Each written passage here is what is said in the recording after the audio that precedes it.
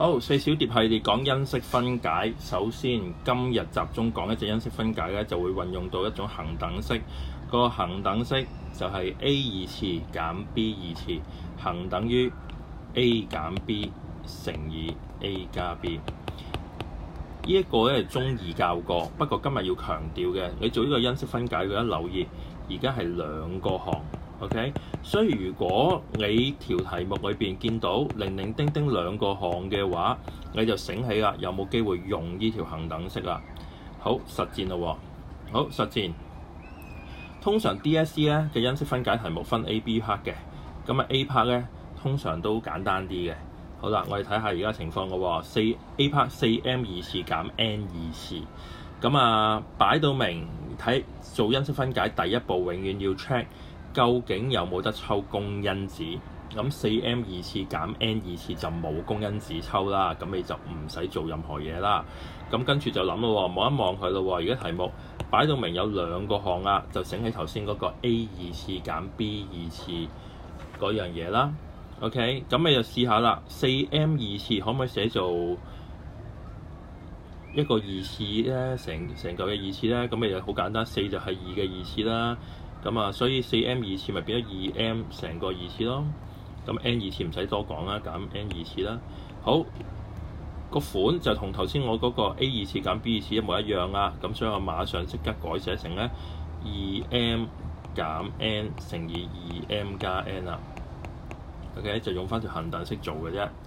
好啦，完成咗 A part 之後咧，跟住就到 B part 啦。B part 咧永遠就將 A part 因式分解嘅即係嗰幾個項咧，就再加多幾個俾你，咁啊做一個長啲，即係我哋叫抽完再抽嘅一個過程啦。望一望 A part 喎，A part 係 4m 二次減 n 二次，而家就 4m 二次減 n 二次，再加多個 8m 加多個 4n， 後邊加多兩個項嘅啫。咁你第一步咧就將 A part 做完個結果，就換咗頭嗰兩個項。OK， 因為 2m 減 n 乘 2m 加 n 就係 4m 二次減 n 二次嘛，咪將 A part 答案計到，跟住抄落去先啦。OK， 咁樣就攞咗嗰一個 m 分 method 分。OK， 跟住後邊嗰兩個咧就照抄就得㗎啦。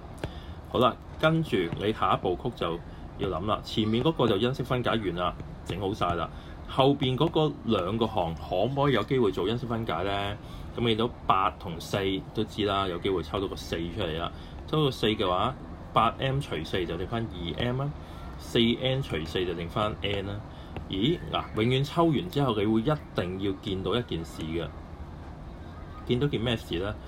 你見到咧就係一定後邊嗰兩個抽完之後，同前面咧一定有一個公因子嘅。而家擺到明 2m 加 n， 前面亦都係有 2m 加 n。